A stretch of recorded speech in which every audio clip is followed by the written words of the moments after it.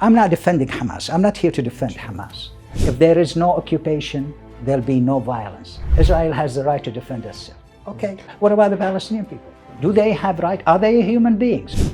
What could have been a proportionate reaction of Israel to what happened on the 7th of October, you think? You don't justify the reaction, but you find it understandable. Yeah, I don't. There is no way you justify killing innocent people. Do you think they deserved it on the 7th of October? No, I don't think they deserve it. What does underpin that perceived Palestinian support for the Armenian separatism in Garabagh? This is Azerbaijani land. By international law, it's an Azerbaijani land. In terms of Israel, of course, Israel has been incredibly supportive of Azerbaijan's territorial integrity, not just in terms of sending military hardware, but also in a very vocal way. You go to Bethlehem. These people who carry the flags, they trying to stain us, to diminish us. So to make it, no, we are defending ourselves. These are fallacies, mendacities that are spread by the Hasbara tools. Hello everybody. Israel's right to self-defense in the aftermath of the atrocities committed by Hamas on the 7th of October and the nature of the retaliatory measures taken by Israel along the Gaza Strip with tragic consequences for Palestinians living there are the key themes enveloping the world media today. It is absolutely vital to cut through partisan rhetoric and see what one may vaguely call objective reality. However insurmountable this task may appear to be, I suppose one should try. And today I'm going to speak to Palestinian Ambassador to Azerbaijan, Nasser Abdul Kareem. Your Excellency, welcome to Caliber. Thank you. Thank you. And first of all, allow me to offer my condolences on the tragic deaths of many Palestinians. Thank you. Highly appreciate it. Thanks a lot. Thank you very much for this opportunity. So I would like to start our interview with a very basic question. However basic it may be, it is still quite essential. How would you frame the present confrontation on the ground? Some people say it's a war between Israel and Hamas. Some people would say it's a conflict in Gaza between Israel, Hamas, and Palestinian people. What would be your take on this issue? Well, actually, it's a genocide being carried out by Israel against the Palestinian people. Hamas is an non-state actor. Hamas is a militia. It's been controlling Gaza. Israel has been occupying Palestine, the lengthiest military occupation in modern human history, since 1967, based upon international law, United Nations resolutions. It's very well defined, very clear, transparently conspicuous that Israel is occupying Palestine, the lengthiest occupation. And during this occupation, Israel has been inflicting on the Palestinian people measures that are abominable, that are in contradiction, in violation of international law, of international humanitarian law. War crimes are carried on every day by Israeli occupation forces. I would give you a description of what's going on because we don't need to get things out of context. The important context that some outlets, some leaders, especially Israeli leaders and some leaders in the West try to, gaslight the public opinion as if the history started on 7th of October, Saturday, with what Hamas has done. No, it goes 75 years ago. And what Hamas has inflicted on Israel on that day, and I have to say, we mourn as Palestinians, we know what it means to lose a loved one killed in violent acts. And we mourn all innocent civilians that have been killed or lost their lives gratuitously and wanton attacks of violence by any party. And no matter what their background is, we mourn these people. But coming back, because I needed to underline this point, coming back to what Israel has been doing in the last 75 years, building settlements. The settlements basically is a euphemism for colonies, illegal colonies by international law. This is a war crime. In inserting and planting settlers, which another euphemism for colonialist, illegal colonialist. Only one thing that Israel doesn't control. Even after the signing of the Oslo Accords, The only thing that Israel doesn't accord is the air that the Palestinian people breathe, because they haven't found a way how to control the air that the Palestinian people breathe. And again, this is a true description of what's going on inside Palestine. Then we go to the Gaza Strip. Gaza Strip is one of the most dense place, highly dense place on the planet. It is 365 square kilometers. There are 2.2 million Palestinians living there. It's been under siege by Israel for 17 years. Nothing gets in, nothing gets out of Gaza Strip without the green light or without Israel giving a go ahead to get in, whether it's people, whether it's food, whether it's water. So the conditions been inside Gaza in the last 17 years, these are dystopic. I mean, it's a dystopian situation, a more than dystopian situation in the last 17 years. And then Israel, on the 7th of October, had tasted what it has been inflicting on the Palestinian people for the last 75 years. So, and in the last few years, the Palestinian government and the president of Palestine, and we are the spokesman of the Palestinian government, been warning the world that the status quo is unsustainable. Something needs to be done to stop Israel from its violation of continuous violation of international law. And we warned the world that a blow up, it's definitely going to happen if this condition will continue. And it happened on 7th of October. Mm. And it happened and made Israel taste some of the medicine that it's been, I'm using medicine, but it is some of the practices that it has been inflicting on the Palestinian people in the last 75 years. Thank you very much indeed for the very extensive reply, Your Excellency. As you said, we have to understand all of these developments in the right context, and 7th of October is just one page of the whole story. But nevertheless, that's a very important part of the story.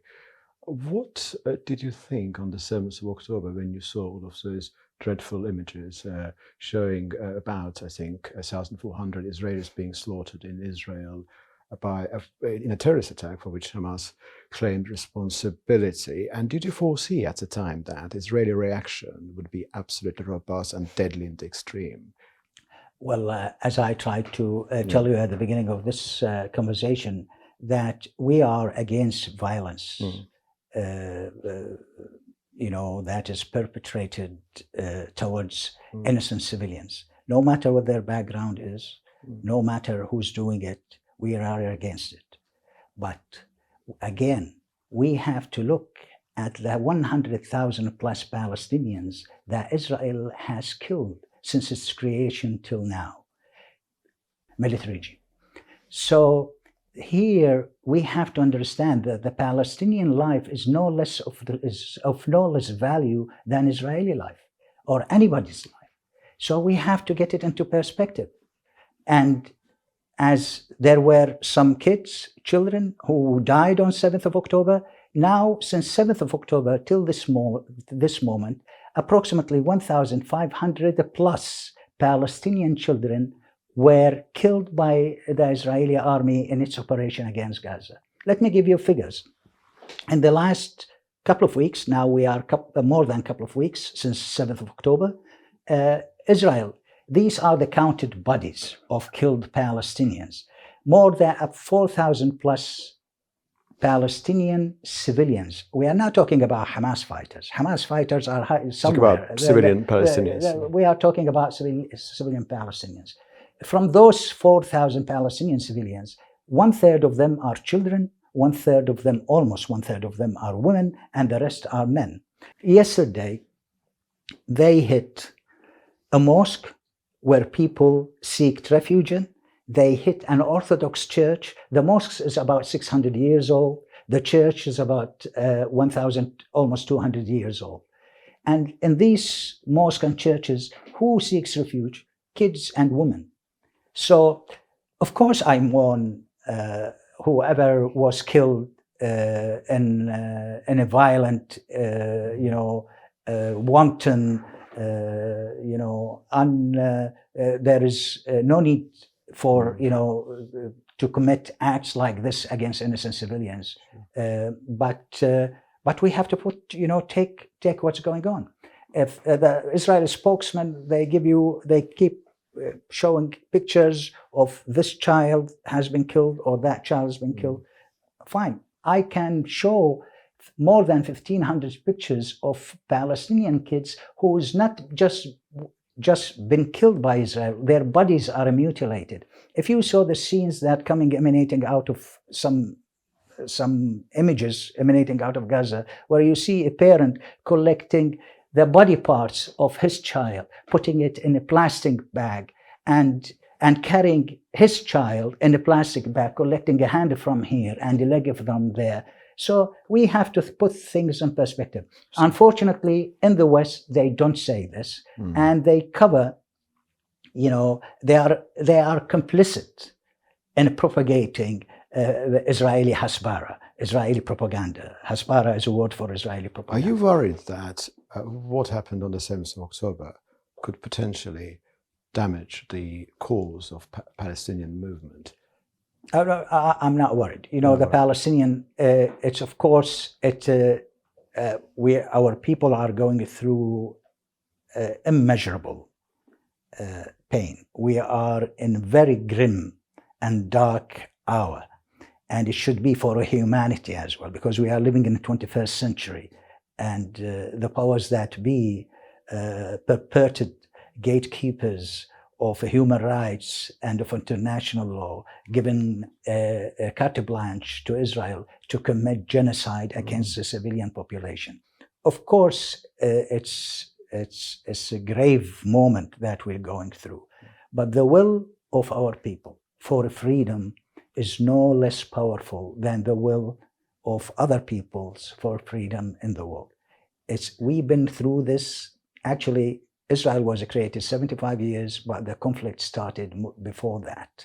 When the UK, when the British Empire, through the Balfour Declaration, gave a promise to the Zionist movement to implant a Jewish homeland inside historical Palestine. So we've been through this. We've been in our history, we went through many dark, difficult moments. We are probably occupied, but inside us, we are not defeated. And the Palestinian people show it on a daily basis. And again, this is not an opinion. This is a fact. These are war crimes. To stop water, stop pumping water to a population, civilian population, to prevent food, these are considered by the Fourth Geneva Convention as war crimes. And what Israel is doing is a war crime. Collective punishment against civilian population is a war crime. What Israel is doing now is a war crime. And so there is this double talk about sticking to international law, but tell me how is Israel is abiding by international law when it's doing what it's doing now? But the Palestinian people, we will continue.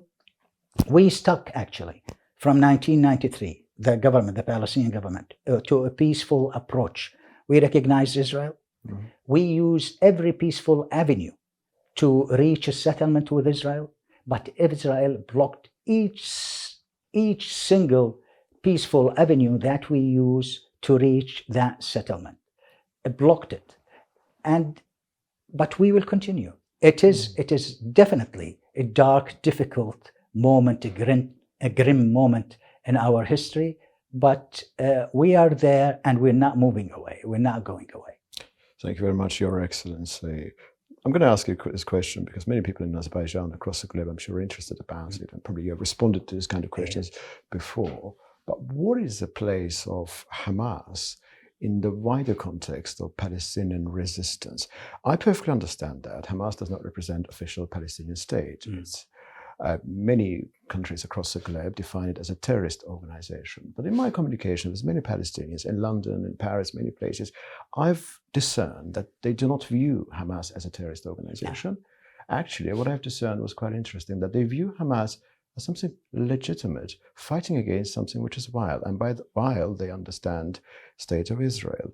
Do you think this sort of legitimization of Hamas in the minds and hearts of Palestinians is useful in the wider context? I probably mentioned this earlier, that Israeli occupation of Palestine is approximately 57 years old. Hamas was created 30 years. It's been 30 years ago. So if there was no Israeli occupation, there will be no Hamas. So for each action, there is a reaction. This is laws of physics. Hamas is a reaction to State of Israel. Indeed. Well, there were a Palestinian national movement. The government of Palestine is headed by a party and a coalition of multiple parties. And the biggest one of them is Fatah. And Fatah carried out armed struggle, armed resistance against Israel. And by the way, armed struggle, armed resistance is, by international law, is acceptable against occupying power. Now, and I just need to remind you of what you see in other places not far away from Azerbaijan, north of the borders between Russia and Ukraine, and how the world perceived people who are, or whatever they think that is, it is for them, it applies, they have the right to resist. Palestine has been occupied for 75 years. But let's say by international law, by 57 years. 75 years is when the conflict started. So Hamas was established 30 years ago. Hamas is a militia, is a political party with an ideology, with the Islamic fundamentalist ideology, and it has its own militia, but it was founded as a result of the Israeli occupation. If it was founded, if there was no Israeli occupation, probably there'll be an Islamic party that is founded, as in many other Muslim countries or some Christian countries have Christian parties, but it wouldn't have resulted to violence and to create a militia, because there is no need for that. So Hamas draws its legitimacy in the eyes of the people who support it from the existence of the Israeli occupation and the violence that Israel inflicts on the Palestinians on daily basis in multiple ways. So this is the way they look at it. Yeah. We may have some disagreements, but they are part of the Palestinian society, Hamas. And some people look at it that way. They look at it that it draws its legitimacy from the existence of Israel. So that's how people perceive Hamas. Our diplomatic service and around the world, Israel describe it as diplomatic terrorism. They tried to dehumanize the Palestinian and satanize the Palestinian in front of the world public opinion. That's what they are doing, and Hamas gets into the picture and gets into the fray, and they use it for that purpose as well. An official Palestinian line does not view Hamas as a terrorist organization. You view it as a militia, part of. Well, we view it as a militia. Let me tell you something about Western perspective about terrorists and non-terrorists. Nelson Mandela was considered the hero who was imprisoned for 27 years in apartheid regime prison by the United States. Actually, he was a president of South Africa after he was released and reached the settlement with the apartheid regime, and apartheid regime was dismantled. Years after he's been president of South Africa, US Congress was still considering him as a terrorist. So we have to put things in perspectives, put things in. I'm not defending Hamas. I'm not here to defend Hamas. I'm saying things has to be put in context. The crux of the problem is occupation. If there is no occupation, there'll be no violence. There'll be no resistance. If there is no occupation, there'll be no oppression, no suppression. Unfortunately, the reality that Israel is practicing a colonial occupation, implementing apartheid regime. There are cities in Palestine, Hebron city, very famous city and big city. It goes thousands of years back. There are roads within the city the indigenous Palestinian people can't use, but they let Israeli colonial settlers who Israel had planted inside 300,000 citizens population, a city which with a population of 300,000 people. Yeah, they planted 600 inside in the middle of the city, a settlement, a colony in the middle of the city that of 600 of the most extreme colonialist settlers that you would imagine in Israeli society. And they let these 600 use the streets, and the indigenous Palestinian people of that city, they can't use these streets. This is recorded. This is, if you Google it, it will appear. Anybody will see it.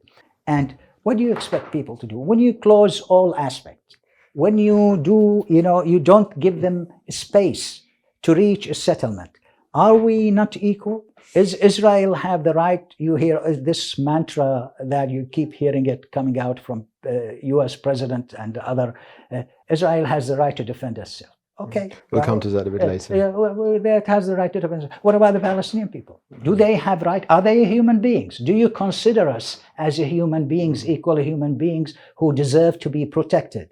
If you don't provide me protection, how would I defend myself against those violent settlers, against what Israeli army is doing against my civilian population on a daily basis? Do I have a right to defend myself? Do I have a right? Am I considered part of this globe, human population of this globe or not? Here is the question. You seem to be suggesting that as long as Israel follows this policy, the presence of Hamas and their activities, however brutal they may be, are still justified. That's what I've understood from what he said. What I'm saying, I'm not saying it is, again, I have to reiterate, nothing justifies killing innocent civilian people. I have to reiterate this. We are against killing the innocent people, no matter what their background is. It is abhorrent to kill any civilian. But what I'm talking about is that people who've been subjected to the most ruthless colonial military occupation in combination with an apartheid racist regime inflicted upon them, what do they know? What they need to do if all avenues are all peaceful avenues?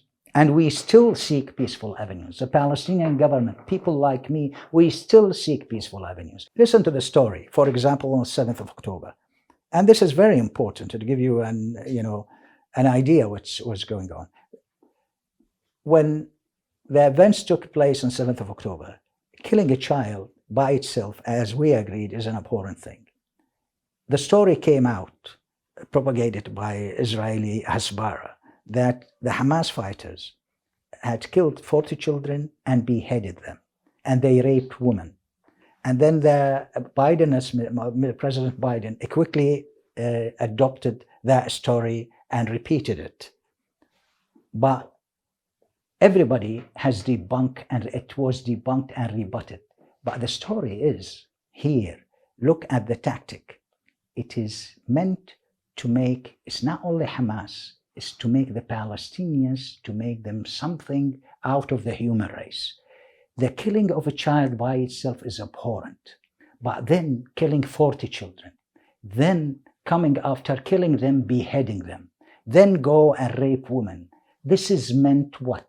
This is meant to project a picture about the Palestinian people generally, as people who have no values. They are something, out of this human race, and this is very, very important to realize this and to understand this. Listen to the Israeli president, Mr. Herzog. It's in a video, and you could look it up. He calls not only for the punishment. He's not calling for the punishment of Hamas. He is blaming the whole civilian Palestinian people for what had happened on 7th of October. And he says in that recorded video, which is available, he says, we will break their backs. That is the president of Israel calling for a genocide on TV screens. The Minister of Israel, Defense of Israel, Mr. Gallant, he openly said, there'll be no water again, no food, no gas, and we are dealing with animals. This is the Minister of Defense. It's a description. He's not specifying Hamas. He's talking in general terms, which give the impression about Palestinian. It probably directly refers to Hamas, but does not look like he refers to. No, he doesn't. No, I have a long list. I'll give you. Minister Smotrich.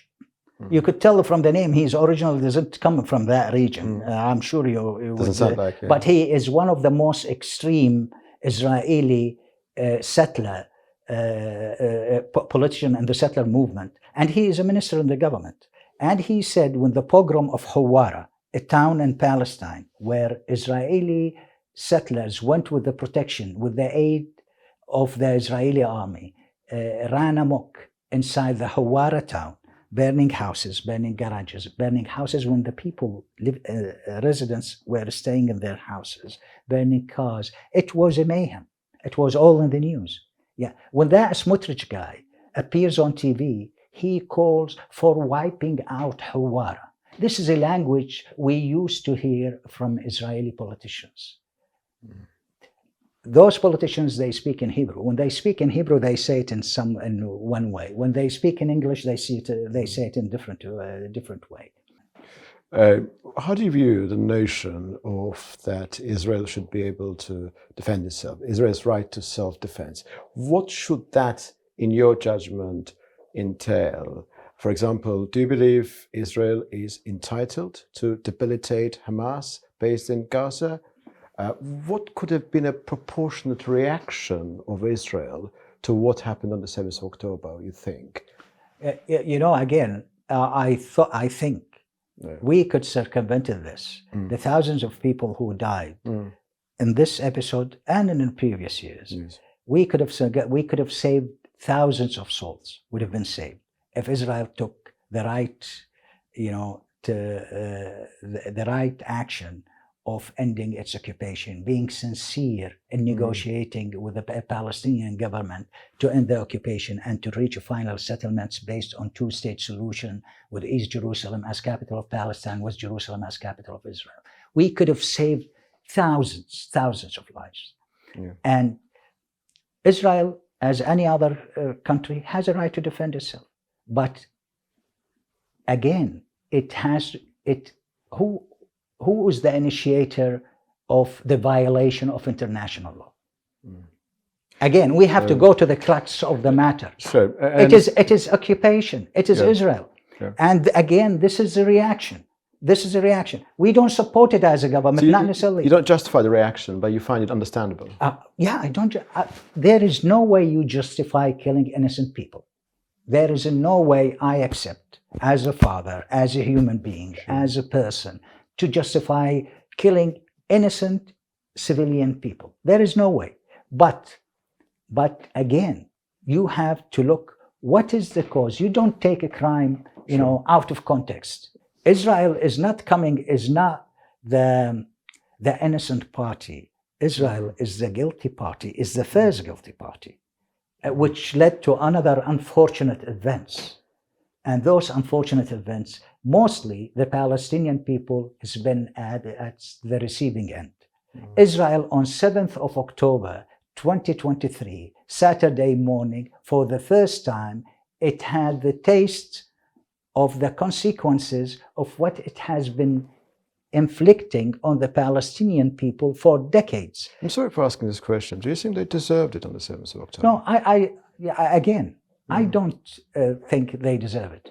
I think it is legitimate for Palestinians to resist military occupation, but to go and target innocent civilians again, this is no-go area. This is non-acceptable.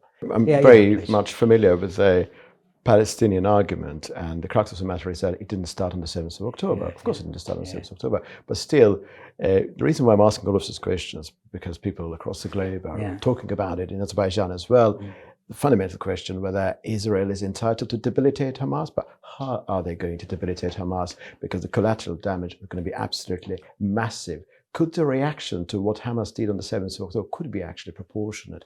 All of these questions are there, and thank you very much indeed for your replies. And I will ask one more question about this context, and then move to Azerbaijan and Palestinian relations. Do you see this current conflict escalating further and becoming something far more regional, global, with other regional actors being involved? Yeah, well, actually, it's hard to tell, but it looks from the way things are going that it is possible. It's quite possible, because as things are moving quickly and with the developments on daily basis that's happening inside Gaza, that it is likely that it could expand to be a regional conflict. It is not far-fetched, but thus far, we haven't reached that point. Would you say it would be, of course I'm not a military expert, I don't know, would it be possible technically to damage Hamas, destroy Hamas, without inflicting pain on the local population? Well, again, I'm as well, just like you, I'm not a military expert. The Israeli argument would be that we're doing it, we are against Hamas, not against Palestinian people living in Gaza. Of course, but they were doing, my dear friend, I mean, it's what Israel has been doing. They were never benign. Everything that was Israel doing against the Palestinians was never benign. If I go, I'm the Palestinian ambassador. I just give you a picture. I mean, it's not out of those graphic images. Let's get out of it. And just because we're having, probably my answers are too long. No worries at all. I mean, but longer than I expected, but still, thank you. I'm an ambassador. I'm an official. I'm a Palestinian. My family's history, recorded history, and as many Palestinians, as least goes for 1,000 years. There are Palestinian families in Jerusalem and Hebron and other cities. The names of their family appear on literature some 14 and 1700 years ago. These families existed in Palestine. My father is a Palestinian, my grandfather. I was born outside Palestine, and I lived outside Palestine. Every time I need to go to Palestine, to visit Palestine, I have to send to my Ministry of Foreign Affairs to get me a pass, listen to me, a pass from the Israeli occupying authorities, i.e. a visa, to let me in visit my own country, the country where my father was born, my grandfather, my whole family were born. This is just a snapshot of the daily things, and I am an official. Now, you could imagine what happens to the normal, average Palestinian people when they want to visit and move around. If you want to move from one city to a city in Palestine, you have to go to multiple across military checkpoints, Israeli checkpoints. So the thing is that Israel, I'm not a military person, as you said, Israel could have circumvented this by doing the right thing years back. But now what Israel was doing is it's applying collective punishment. So Israel, with all the technology and all the sophistication of its surveillance and all the technological gadgets and devices, and with the billions of support that it gets on annual basis from the United States, for almost $4 billion, it could have, imagined a way that how to deal with Hamas. It could have thought about a way how to deal with Hamas without inflicting, this pain, this destruction on the Palestinian population. So I'm not really, as you said, I'm not a military expert.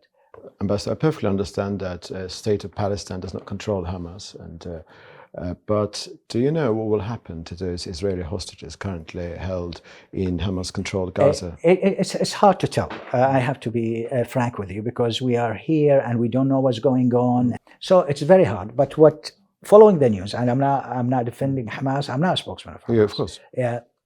Hamas has suggested to release the foreign hostages. If Israel stops the bombardment, there'll be hiatus in the bombardment. Foreign hostages, the foreign hostages, because they found some foreign hostages and probably some civilian Israeli hostages. Yeah, but they will keep the military prisoners of war. I think the numbers from what we hear exceed 100 soldiers and officers and high-ranking officers of the Israeli army as who are prisoners of war with Hamas.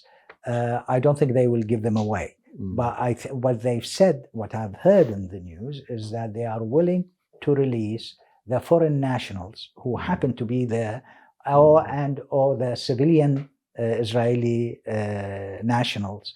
If Israel stops the bombardment for like a ceasefire or something like that. But what really happens, it is very hard to really to know and to predict.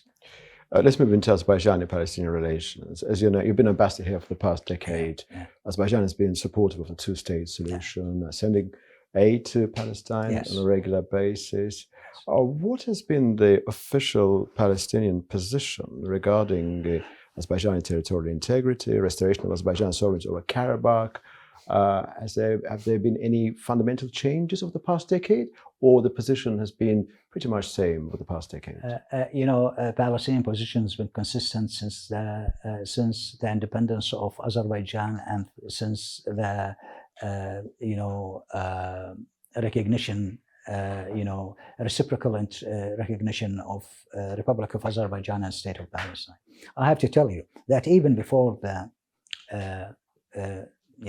regaining independence of Azerbaijan in the early 1990s, Yasser Arafat, the former Palestinian leader, and Haider Aliyev, they knew each other and they were good friends when Haider Aliyev was a leader in the Soviet Union. And after the independence, their relations were good. And Palestine always recognized the territorial integrity of Azerbaijan. There was never any doubt or change of the Palestinian position vis-a-vis the territorial integrity of the Republic of Azerbaijan. Palestine supported the implementation of the 4 United Nations resolutions related to the question of Garabagh, and that were adopted in the early 1990s. Yes. President Mahmoud Abbas, when he came and visited here, Baku, in 2011, standing next to President Ilham Aliyev, he actually, on TV, you could see the video, he called for the implementation of these 4 resolutions and named them by their numbers. He named them. I forgot the numbers of these resolutions. No, everybody remembers. 4, 5, 6, implement for the resolutions that are, United Nations resolutions in relations with Garabagh and Azerbaijan. Yeah. So there is no fog here. There is no confusion here. And it's been consistent all those years. Now, the unfortunate reality is that some of, and it's clear for us, the people who are spreading this, we see it in social media, we see it unfortunately in some of the media that is, not very well-established media, spreading, some sort of twisted propaganda against the Palestinian people, that the Palestinians somehow, supported Armenia against Azerbaijan. This is all nonsense. And history is witness to that. And to have these good relations with Azerbaijan, to have an embassy of Palestinian state in Azerbaijan, and Azerbaijan having now a diplomatic representation in Palestine, in Ramallah. You have an ambassador now, Azerbaijani ambassador in Ramallah. Yeah. It is an evidence. It is evidence of the, and on the political level, that there is no discrepancy here. And when months ago, on the 19th, 20th of September, within a time period less than 24 hours, Azerbaijan de facto restored its de facto sovereignty over Garabagh, effectively destroying the military capabilities of that separatist entity. what was the Palestinian reaction? Do you perceive it as a legitimate measure by Azerbaijan? It's legitimate. This is Azerbaijani land. By international law, it's an Azerbaijani land. And it is their Azerbaijan legitimate right to maintain and to regain its territorial integrity. In War 2020, the Palestinian Foreign Ministry was one of the very few foreign ministries which made a statement regarding what was happening in the 2020. And the statement was that it called again for the implementation. It's called to ceasing fighting and ceasefire, but for the implementation of the four United Nations resolutions. Not many states, even Israel. I can't see anywhere where Israel made a statement. Israel probably sold, military hardware to Azerbaijan, but political statement from the Ministry of Foreign Affairs of Israel, I didn't see that. Palestine had that position. I'm very glad Palestine did so. In terms of Israel, of course, Israel has been incredibly supportive of Azerbaijan's territorial integrity, not just in terms of sending military hardware, but also in a very vocal way. And that is very keenly felt in Azerbaijan. Yeah. And that explains why Azerbaijan is in many ways grateful to Israel for what happened during the Second Karabakh War and afterwards as well. So that element is deeply entrenched there. Another question, Your Excellency. Over the past years, both prior to the Second Karabakh War and afterwards, in the social media, we have seen many videos of Palestinians, ordinary Palestinians, not necessarily politicians, but activists across the globe participating in different demonstrations together with Armenians, even displaying the flag of the separatist entity. And that has given rise to the assumption that there is a Palestinian support for the Armenian separatism in Garabagh. And there are enough videos showing ordinary Palestinians and sometimes activists, I've never seen politicians, probably there have been some politicians showing support for Armenian separatism in Garabagh with displaying the flag of the separatist entity. Of course, I'm sure your response is going to be in a different way, but what does underpin that perceived Palestinian support for the Armenian separatism in Garabagh? Because as I understand from what you just say, it does not square at all with the official line of the state. And all these videos that you talk about, we see them, and we know them. All of them? I think a great number. I don't know whether all of them or not. We see a great number. It's it's propagated by Israel Hasbara tools in Azerbaijan to insert poison in the relations between Palestine and Azerbaijan. They haven't been successful so far. But on the popular level, they are able to brainwash some of the people that will give them that impression. But I can show you as well many videos of Armenians demonstrating in Israel with Israeli flags, carrying the separatist the so-called separatist Karabakh, Artsakh Republic in Israel. This is all a propaganda spread by, as I told you, by the Israeli Hasbara in Azerbaijan for one purpose only, because they understand from a human perspective, humans always relate to the underdog. In any situation, to the oppressed, to the suppressed. And it's natural for any human to sympathize with the Palestinian people. This is one aspect. Azerbaijan, there is another factor and another dimension. Azerbaijan is a Muslim country. And Islam as well adds a dimension to the sympathy with the Palestinian people. Now, the brains of Israeli Hasbara since the early 1990s in Azerbaijan, they thought they need to come up with something that would give an impression as if the Palestinians support the Armenians. Now, if someone It's a very widespread view, by the way. I know.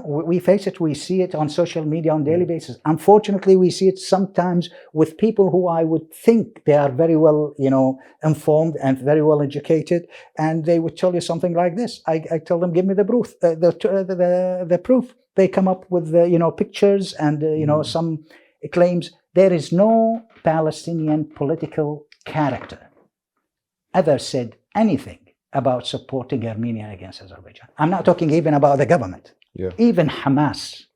Hamas, we're talking about Hamas now. Which does not represent official Palestinian state. It doesn't represent us. I'm not a spokesman, but I'm telling you that across the political spectrum of Palestine, give me one political personality, Palestinian personality, who said on video, on proof, who said we support Artsakh or we support Armenia. There is none.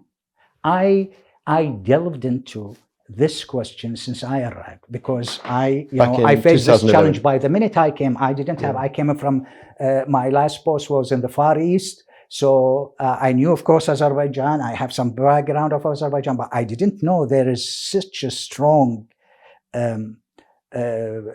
campaign of, diminishing and, poisoning the point of view of Azerbaijani public against the Palestinian through spreading, allegations like this through photos or videos. Anyone, you go to Beit Lahem, these people who carry the flags, this is in Beit Lahem city. It's a Christian city. This is the place where Christians, more Christian, from across the world go to worship. Whether they are Protestants, whether they are Catholics, whether they are Orthodox, Beit Lahem is important.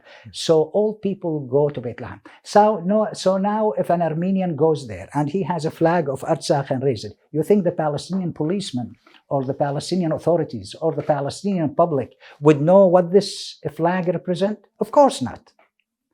Like when I go, maybe, although the Palestinian flag is one of the most exposed flags on media, if I go and raise the flag in the street, I would tell you almost 80% of the people who would see it, they wouldn't recognize this as a Palestinian flag, although it is very much in public view because of the years of the conflict.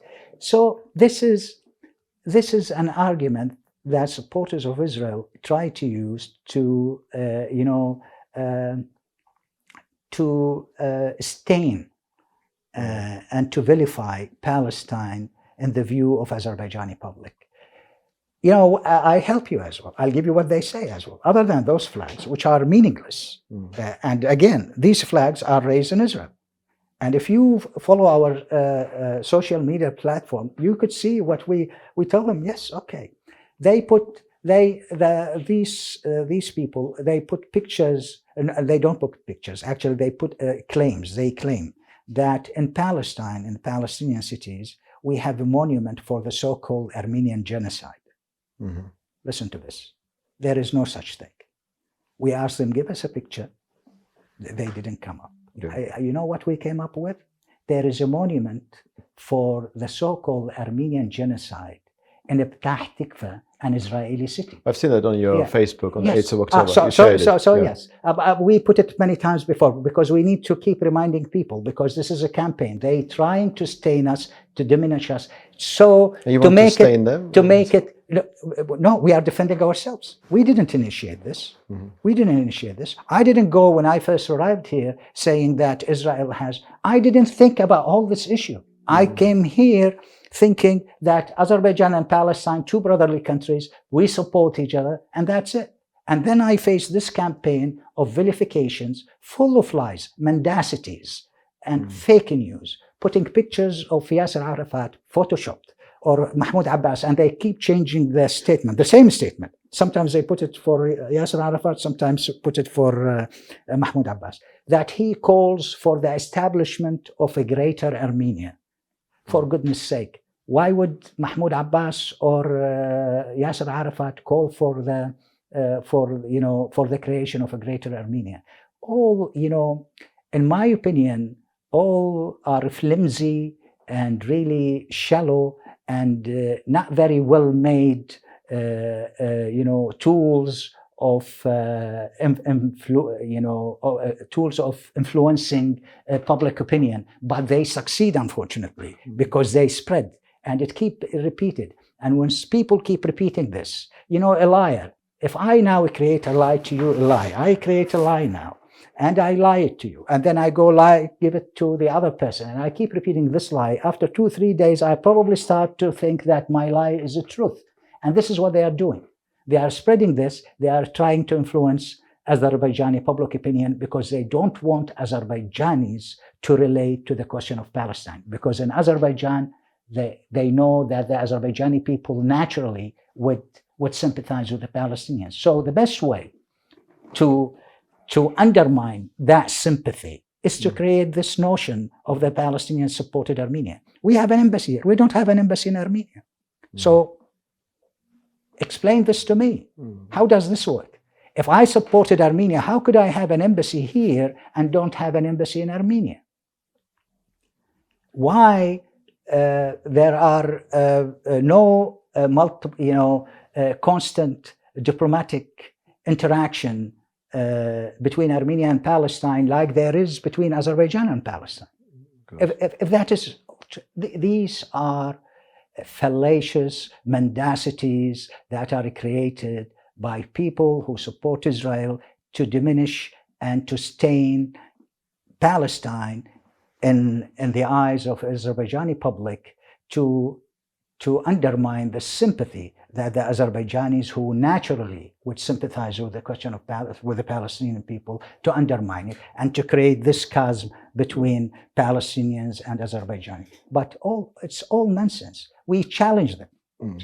We ask them for years. They come up sometimes with a story about Asalas. It's all made up. Even Asala is made up. The fact that of course, the Palestinians were providing ground no. for them to be trained. I've heard this. I've seen this. And unfortunately, the other day I saw one known as TV speaking, a guy who presents himself as some political scientist or something. And it's laughable, everything that he said.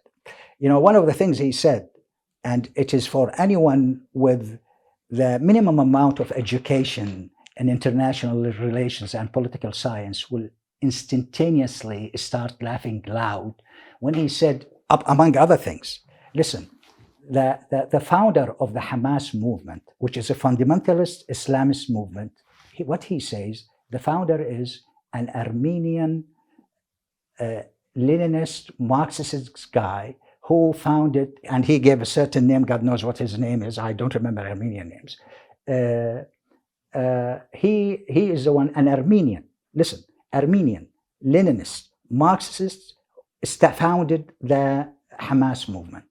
Do you need more of an absurd mendacity, fallacy as this?